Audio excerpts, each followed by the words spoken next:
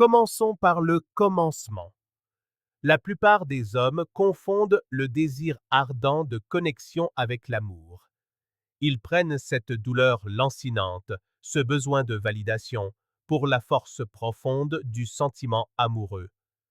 Ils pensent qu'en donnant plus d'attention, plus d'approbation, plus de soumission, ils obtiendront l'intimité. Mais chaque fois que vous faites cela, vous renforcez sa position de juge, de souveraine, de dispensatrice de votre valeur. Nietzsche a prévenu que la mentalité de troupeau tue l'âme. Et qu'est-ce que le jeu de la séduction moderne, sinon une logique de troupeau? Chaque homme rivalise pour être plus agréable, plus plaisant, plus sûr que le précédent, jusqu'à ce qu'ils aient effacé toute trace de danger, de mystère et d'autorité. Et ensuite, il se demande pourquoi elle ne ressent rien. Comprenez bien ceci, les femmes ne méprisent pas votre force. Elles méprisent son absence. Elles ne partent pas parce que vous êtes trop audacieux. Elles partent parce que vous êtes trop prévisible. La faiblesse avec les femmes, ce n'est pas d'être pauvre, petit ou timide. C'est d'être spirituellement neutralisé. C'est être l'homme qui ne partira jamais. C'est être l'homme qui craint le rejet plus qu'il ne craint de vivre une demi-vie. Nietzsche a écrit un jour: le secret pour récolter de l'existence la plus grande fécondité et la plus grande jouissance, c'est de vivre dangereusement. Appliquez cela et vous comprendrez pourquoi vos relations s'effondrent.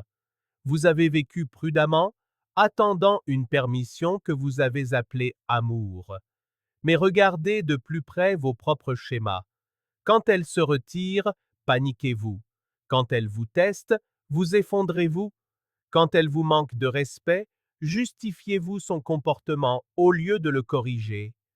Ce tremblement, cette hésitation, ce besoin d'être pardonné avant même d'avoir agi, voilà votre faiblesse.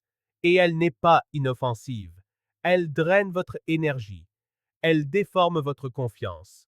Elle empoisonne votre corps d'anxiété. La faiblesse avec les femmes n'est pas seulement un défaut émotionnel, c'est une mort lente de l'esprit masculin. Et la philosophie de Nietzsche est le remède, non pas parce qu'elle est douce, mais parce qu'elle est impitoyable. Il n'a jamais destiné ses mots à ceux qui cherchaient le confort. Il a écrit pour les rares individus, prêts à regarder dans l'abîme de la vérité. Et l'abîme, le voici.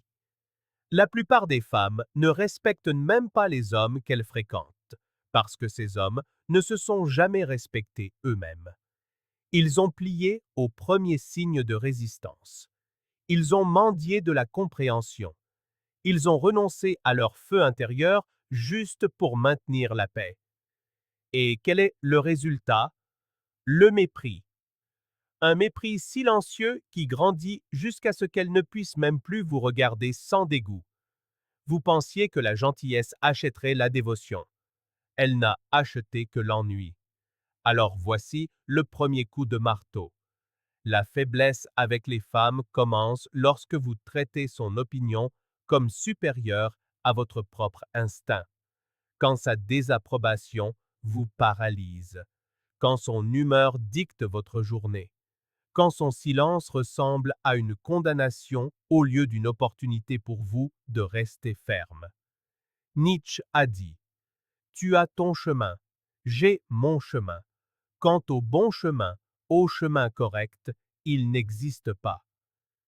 Voyez-vous la libération dans ces mots? S'il n'y a pas de bon chemin, alors pourquoi vous contorsionnez-vous pour correspondre à ses attentes? Votre chemin est le vôtre. Si elle le respecte, elle reste. Sinon, elle part. Mais vous ne vous brisez jamais pour son confort. Et c'est là que le véritable renversement commence. On vous a appris à croire que la force effraie les femmes. Le contraire est vrai. La force éveille leur plus profonde obsession. Mais pas la force au sens caricatural. Crier, parader, exiger. La force au sens nietzschéen. L'homme qui n'a besoin de rien, qui marche seul si nécessaire, qui ne tremble pas dans la solitude, qui porte en lui une flamme que nulle approbation féminine ne peut ni allumer ni éteindre. Cet homme devient magnétique, non pas parce qu'il essaie, mais parce qu'il n'essaie pas. Il vit, il bouge, il choisit, et chaque femme le sent au plus profond d'elle-même. Cet homme est dangereux parce qu'il est libre. Réfléchissez-y. Combien de fois avez-vous ravalé votre vérité juste pour qu'elle soit à l'aise? Vous avez senti la piqûre du manque de respect, mais vous en avez ri. Vous avez remarqué le changement dans ses yeux, mais vous l'avez ignoré. Vous vouliez parler avec autorité, mais vous avez adouci votre ton pour qu'elle ne vous trouve pas dur. Chacun de ces moments a creusé une petite blessure dans votre amour-propre. Ils s'accumulent jusqu'à ce que vous ayez construit une identité entière sur l'hésitation. Nietzsche appellerait cela la décadence, la lente pourriture de la force sous des couches de compromis. Et quand la pourriture s'installe, la structure s'effondre. C'est pourquoi elle cesse de vous respecter. Pas soudainement, mais progressivement, à mesure que votre colonne vertébrale se dissout en poussière. Laissez-moi vous donner une vérité brutale. Une femme ne peut pas vraiment admirer un homme qu'elle peut manipuler à sa guise. Elle ne peut pas honorer un homme dont les choix plointent au moindre de ses froncements de sourcils. Elle peut le tolérer, elle peut même l'utiliser, mais au fond, elle le méprise. Et voici le paradoxe. Elle continuera à le tester de plus en plus durement, non pas parce qu'elle aime la cruauté, mais parce qu'elle cherche l'acier en lui. Si elle ne le trouve jamais, elle se retire, elle trompe ou elle part. Vous appelez ça un chagrin d'amour. Nietzsche appellerait ça l'inévitable. La faiblesse ne peut retenir le respect, et sans respect, aucune femme ne reste. Alors, à quoi ressemble la force avec les femmes? Pas de l'arrogance, ni une fausse domination. C'est ce que Nietzsche décrivait comme devenir qui tu es. C'est le refus de se diluer pour obtenir l'approbation. C'est le calme de savoir que vous pourriez quitter n'importe quelle situation et rester entier. Ce calme, cette indifférence, c'est ce qui déstabilise le plus les femmes, car la plupart des hommes sont désespérés. On peut le voir dans leurs yeux, implorant l'attention, avides de réconfort, faisant des acrobaties pour de l'affection. Et plus ils en font, moins elle ressent. Le désir ne naît pas du désespoir. Il naît de la rareté, de la distance, du danger. Regardez à nouveau vos propres habitudes. Répondez-vous trop vite aux messages? Vous justifiez-vous trop souvent? Attendez-vous qu'elle décide du rythme de votre vie? Ce n'est pas de l'amour, c'est de la servitude. Nietzsche a écrit: l'individu a toujours dû lutter pour ne pas être submergé par la tribu. Remplacer tribu par relation et le sens est clair. Si vous ne résistez pas, vous vous dissolvez. Vous devez lutter, non pas contre elle, mais contre la partie de vous-même qui cherche la sécurité dans sa validation.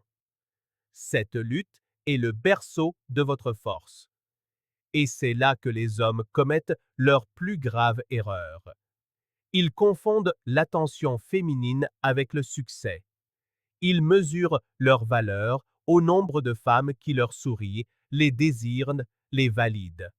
Mais Nietzsche cracherait sur ce critère. L'attention n'est pas une preuve de pouvoir. L'attention est une preuve de conformité. Tout homme qui se courbe assez bas recevra de l'attention, tout comme n'importe quel bouffon fait rire la cour du roi. Mais le respect, le désir qui brûle au-delà de la surface, cela n'appartient qu'à l'homme qui ne le mendie pas. Vous voyez, les femmes désirent ardemment une force qu'elles ne peuvent contrôler. Pas le chaos, mais la certitude. Pas la violence, mais la présence. Et la présence ne se construit pas en poursuivant. Elle se construit en vivant pleinement selon ses propres termes. Les hommes faibles gravitent autour des femmes comme des satellites. Les hommes forts sont des soleils. Ils ne tournent pas autour, ils attirent. Leur gravité est si ferme, si indéniable, que tout ce qui les entoure s'ajuste. Vous voulez savoir pourquoi elle vous échappe sans cesse? Parce que vous avez gravité autour de sa lumière au lieu de devenir la vôtre. L'appel de Nietzsche était clair. Devenez un créateur, pas un suiveur. Et en amour, c'est la différence entre l'obsession et l'indifférence. Maintenant, écoutez attentivement. La faiblesse avec les femmes ne se résout pas par des astuces, des phrases toutes faites ou des stratégies. Elle se résout par la transformation. En devenant si aligné avec votre but, si décisif dans vos choix, si pur dans votre vérité, que vous arrêtez de chercher. Et quand vous arrêtez de chercher, quelque chose d'extraordinaire se produit. Elle commence à vous chercher. Non pas parce que vous l'avez forcé, non pas parce que vous l'avez manipulé, mais parce que l'essence de la force est irrésistible. Cela la fait s'interroger, s'inquiéter, se battre pour votre attention, car pour la première fois, elle sent qu'elle pourrait vous perdre. Cette peur inverse l'équilibre. Cette peur la fait s'investir. Voici donc votre premier changement. Arrêtez de parler comme si vous postuliez pour son approbation. Arrêtez d'agir comme si son acceptation était de l'oxygène. Vous viviez avant elle, vous vivrez après elle. Tenez cette vérité. Vivez-la et regardez à quelle vitesse la faiblesse commence à s'évaporer. Car l'homme qui peut se tenir seul est le seul homme qu'une femme suivra vraiment. Exposons une autre couche de cette faiblesse. Votre peur de la perte. Pensez-y. Pourquoi tolérez-vous le manque de respect? Pourquoi pliez-vous quand elle vous teste? Pourquoi restez-vous silencieux quand vos instincts hurlent le contraire? Parce qu'au fond, vous êtes terrifié de la perdre. Cette terreur vous contrôle plus que vos valeurs, plus que votre but, plus que votre propre intégrité. Nietzsche appellerait cela l'esclavage de l'esprit, la condition où votre propre être est enchaîné à l'approbation d'un autre. Et tant que vous craindrez de la perdre, vous ne l'aurez jamais vraiment. Vous avez probablement déjà ressenti ce cycle. Elle devient froide et vous devenez frénétique. Elle prend ses distances et vous vous rapprochez encore plus. Elle menace de partir et vous vous transformez soudainement en l'homme le plus agréable du monde. À ce moment-là, vous pensez sauver la relation, mais en réalité, vous brûlez la dernière trace de respect qu'elle avait pour vous. Les femmes ne sont pas aveugles. Elles sentent quand un homme a abandonné son centre. Elles sentent quand ses choix sont dictés par la peur et non par la conviction. Et rien n'étouffe le désir plus vite qu'un homme gouverné par la peur. Alors, écoutez-moi, vous devez devenir l'homme qui ne craint pas son départ. Vous devez devenir l'homme qui peut dire « Si tu restes, tant mieux. Si tu pars, tant mieux encore. Car je ne me trahirai pas, quoi qu'il arrive. » Ce n'est pas de l'arrogance, c'est de la souveraineté. Nietzsche a déclaré un jour « Celui qui a un pourquoi qui le fait vivre peut supporter presque n'importe quel comment. » Appliquez cela aux femmes. Si votre pourquoi est assez fort, si votre but est réel, alors sa présence est un cadeau, pas une nécessité. Vous ne vous effondrez pas sans elle, car votre existence n'a jamais été construite sur son approbation. C'est là que l'homme moderne trébuche. Il confond la romance avec l'adoration. Il oublie que l'amour sans limite n'est pas de l'amour, c'est de l'auto-effacement. Et les femmes peuvent sentir cet effacement. Elles peuvent l'utiliser un temps, mais finalement, il les repousse.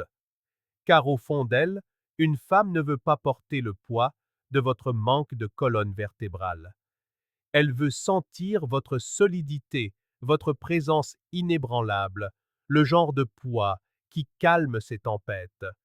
Mais vous ne pouvez pas offrir cela si vous êtes occupé à la supplier de ne pas partir. Voici le paradoxe que Nietzsche a compris. La vraie force ne vient pas du contrôle des autres, elle vient du refus d'être contrôlé. C'est pourquoi l'indifférence est magnétique. Pas une cruauté froide, pas de l'amertume, mais une indifférence enracinée dans l'abondance. Quand vous savez que votre valeur ne dépend pas de son opinion, vous parlez différemment, vous bougez différemment, vous ne poursuivez pas, vous n'expliquez pas, vous n'ajustez pas votre âme pour le confort. Vous vous tenez droit. Et parce que si peu d'hommes peuvent se tenir droit, celui qui le fait devient inoubliable. Parlons de ces tests un instant. Beaucoup d'hommes les détestent. Ils se plaignent que les femmes sont manipulatrices, qu'elles jouent à des jeux, qu'elles créent des conflits inutiles. Mais ces tests ne sont pas aléatoires. Ils sont sa tentative inconsciente de toucher les limites de votre force. Elle veut sentir l'acier, pas la mollesse. Elle veut savoir si vous allez vous briser quand elle applique une pression. La plupart des hommes le font. Ils cèdent, ils argumentent, ils se plaignent. Mais l'homme rare, l'homme nietzschéen, sourit à travers le test. Il ne s'effondre pas, il ne poursuit pas, il ne riposte pas avec colère. Il tient bon, simplement. Et dans cette fermeté, elle ressent quelque chose de plus profond que l'amour. Elle ressent la sécurité et le danger à la fois. C'est cela, l'obsession. Maintenant, soyons encore plus tranchants. La faiblesse avec les femmes se manifeste dans les plus petites choses, dans la rapidité avec laquelle vous répondez à ses messages, dans la façon dont vous justifiez son manque de respect au lieu de le corriger, dans la manière dont vous réorganisez vos plans pour elle sans hésitation. Chaque fois que vous faites cela, vous lui apprenez que vous vous trahirez pour sa convenance. Et une fois cette leçon apprise, il n'y a pas de retour en arrière. Le respect meurt. Et une fois que le respect meurt, l'attirance suit. Voici donc votre nouveau credo. Ne vous trahissez jamais dans l'espoir de la garder. Si vous la perdez en étant authentique, vous n'avez rien perdu. Si vous la gardez en étant faux, vous avez déjà tout perdu. Nietzsche méprisait la conformité. Il a averti que le plus grand danger n'est pas l'ennemi extérieur, mais le lâche à l'intérieur qui murmure « Joue la sécurité ». Ce lâche est la raison de votre faiblesse avec les femmes. Et ce lâche doit mourir si vous espérez un jour vous tenir debout en tant qu'homme. Confrontons maintenant l'illusion la plus dangereuse que les hommes entretiennent avec les femmes. La croyance que lui plaire vous protégera. Que si vous anticipez ses besoins, faites taire vos instincts, adoucissez vos angles, elle vous récompensera par sa loyauté. C'est un mensonge fatal. Nietzsche appellerait cela l'auto-trahison déguisée en gentillesse. Car chaque fois que vous niez votre propre volonté pour maintenir l'harmonie, vous ne préservez pas l'amour, vous l'étranglez. Une femme peut apprécier vos sacrifices un moment, mais avec le temps, elle vous en voudra. Pourquoi? Parce qu'aucune femme ne veut tenir la couronne d'un roi qui la lui a tendue par peur. Pensez à combien d'hommes tombent dans ce piège. Ils abandonnent leurs amis, leurs passions, leurs ambitions, tout cela pour l'illusion de la stabilité avec elle. Ils croient que tout donner la fera rester, mais tout donner ne prouve qu'une chose. Vous n'aviez rien qui vaille la peine d'être gardé. Nietzsche a écrit: aucun prix n'est trop élevé à payer pour le privilège de s'appartenir. C'est le fondement de la véritable attraction. Vous devez d'abord vous appartenir. Si vous ne le faites pas, c'est elle qui vous possède. Et quand elle vous possède, elle ne peut pas vous désirer, car le désir exige une polarité, pas une soumission. C'est pourquoi les femmes testent. Ce n'est pas de la cruauté, c'est de l'instinct. Elles testent pour voir si vous êtes toujours un homme, ou si vous êtes devenu son écho. Elles provoquent, non pas pour vous détruire, mais pour sentir vos limites, pour sentir les contours de votre force. Et chaque fois que vous cédez, vous vous effacez à ses yeux. Chaque fois que vous renoncez à votre vérité pour éviter un conflit, vous confirmez son soupçon que vous êtes ordinaire. Et les hommes ordinaires ennuient les femmes à mourir. Nietzsche a vu cela dans la société en général. Il l'appelait le troupeau, où chacun se fond dans l'obéissance, trop effrayé pour se démarquer. La plupart des hommes traitent les relations de la même manière. Ils se fondent, ils se conforment, ils s'effacent, et ensuite, ils se demandent pourquoi elles désirent quelqu'un d'autre. Soyons brutalement clairs, elle ne veut pas de votre complaisance sans fin, elle ne veut pas de vos oui constants, elle ne veut pas d'un homme qui réorganise son âme juste pour la garder heureuse. Elle veut un homme qui peut la rendre incertaine, un homme qui peut dire non et le penser, un homme qui ne tremble pas quand elle menace de prendre ses distances, un homme qui, même au cœur du conflit, reste inébranlable. Cet homme éveille en elle quelque chose d'ancien, la reconnaissance du danger enveloppé de discipline, du feu enveloppé de calme. Cet homme est rare, et parce qu'il est rare, il est inoubliable. Maintenant, réfléchissez. À quoi avez-vous renoncé au nom de la paix? Combien de silences avez-vous enduré qui vous brûlaient la poitrine? Combien d'excuses avez-vous présentées juste pour calmer son humeur? Combien de fois avez-vous trahi vos propres valeurs parce que vous pensiez que cela la garderait près de vous?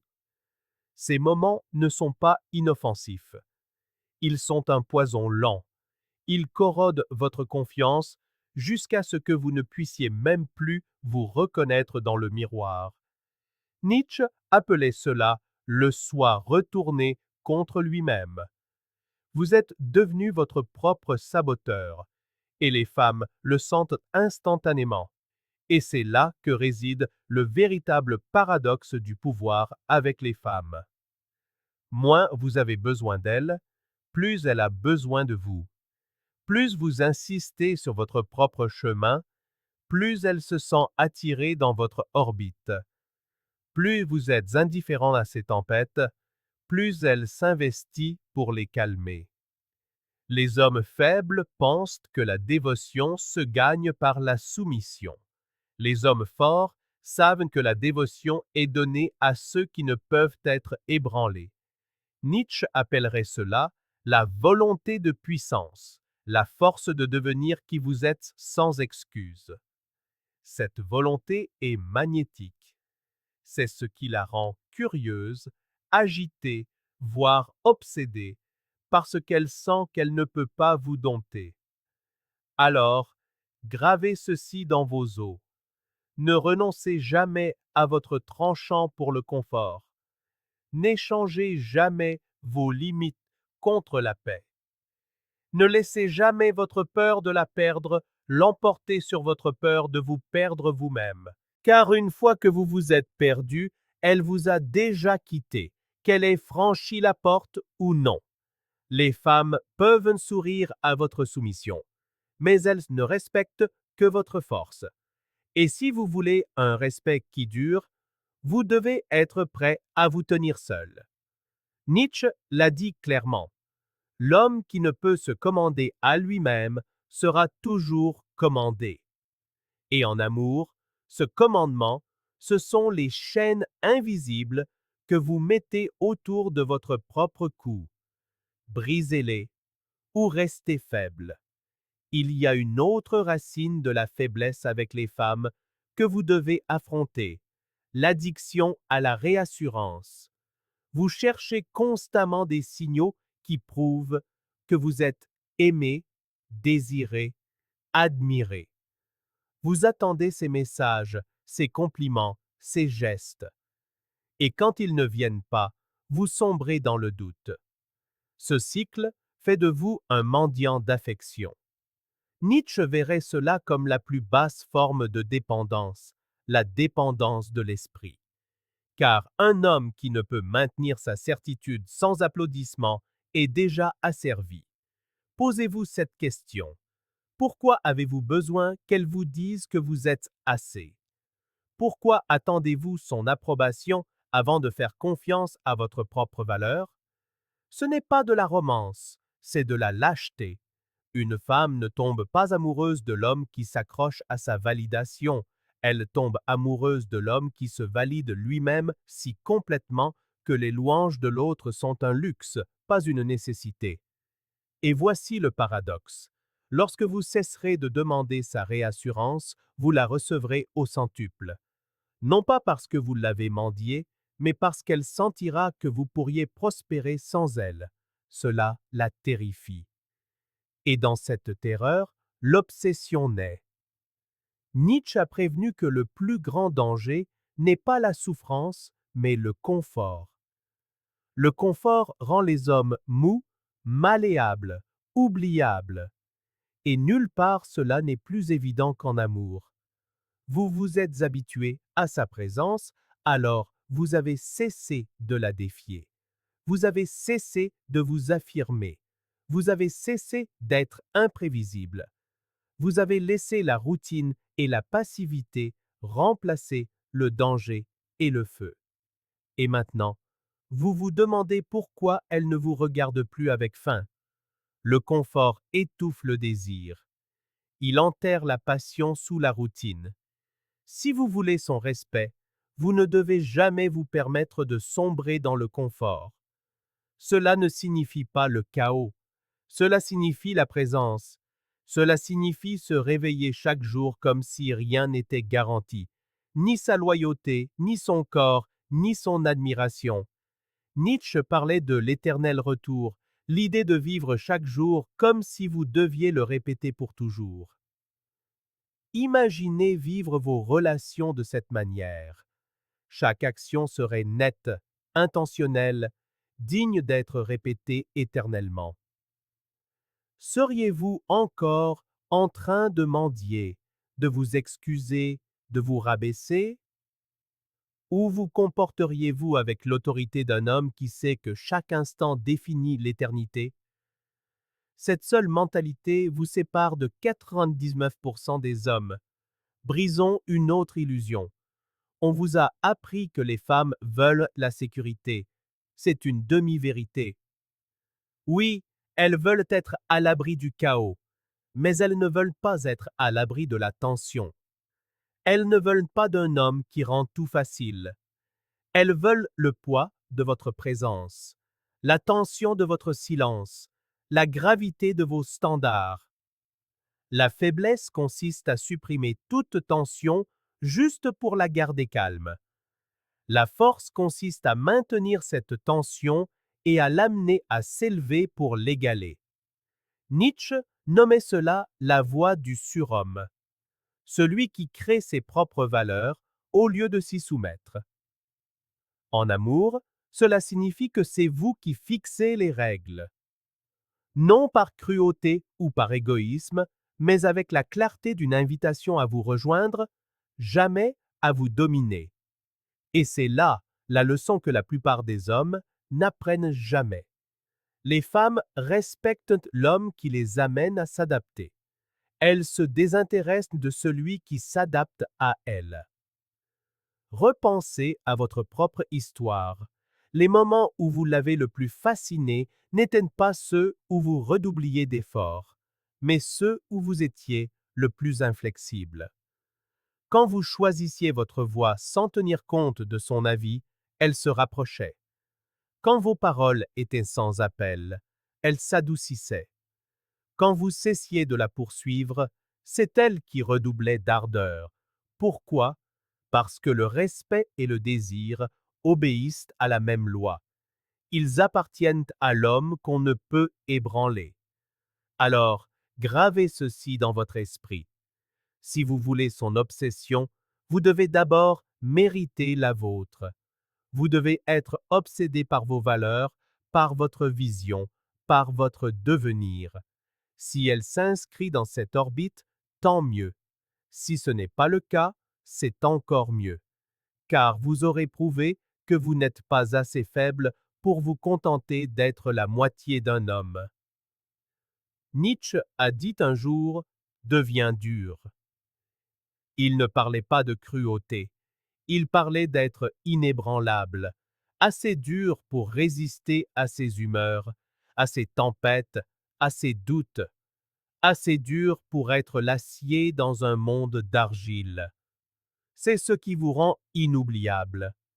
Nous arrivons maintenant au cœur du problème. La faiblesse avec les femmes n'a rien à voir avec les femmes.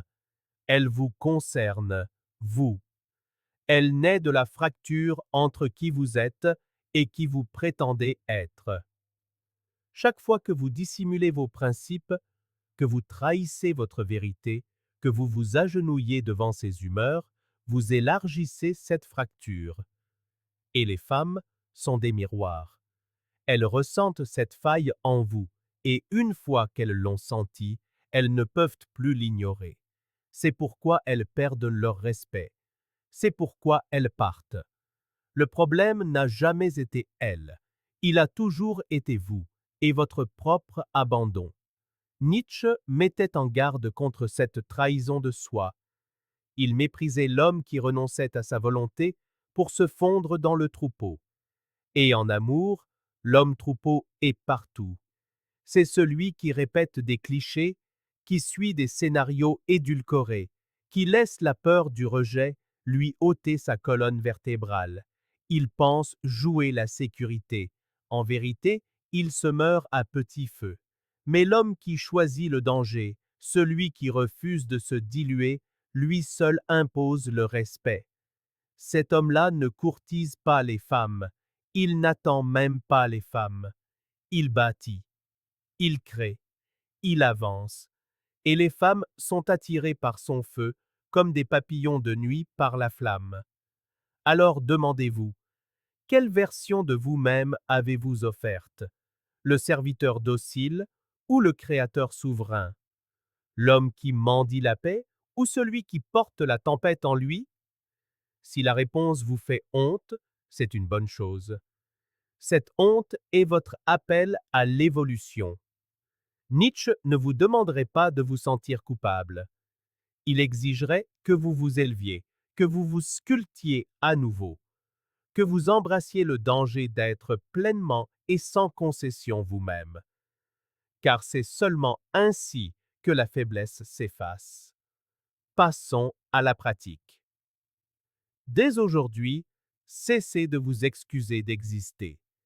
Cessez de réorganiser votre vie dans l'espoir de la garder heureuse. Cessez de trahir vos instincts pour obtenir son approbation. Vous fixez vos propres règles. Vous les gardez comme une forteresse. Et advienne que pourra. Certaines femmes s'en iront. Laissez-les partir. Leur départ est une purification. D'autres resteront, non pas parce que vous les avez suppliées, mais parce qu'elles ne pourront résister à la gravité d'un homme qui est complet sans elles.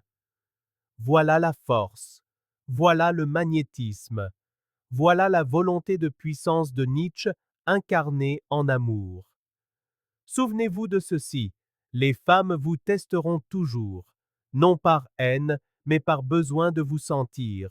Elles ont besoin de savoir que l'homme à leur côté n'est pas fait de papier. Chaque test est une question. Peux-tu tenir? Peux-tu rester solide? Peux-tu rester toi-même quand je te bouscule? Les hommes faibles échouent. Les hommes forts sourient. Lequel serez-vous? Ce choix vous appartient et il ne se fait pas une seule fois, mais chaque jour, dans chaque mot, chaque silence, chaque pas.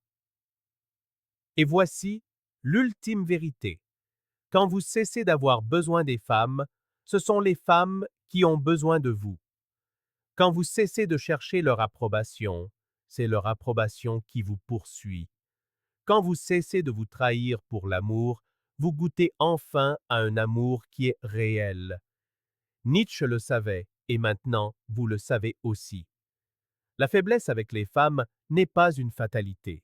Elle se dissout à l'instant même où vous choisissez le danger plutôt que le confort, la souveraineté plutôt que la soumission, la vérité plutôt que la paix.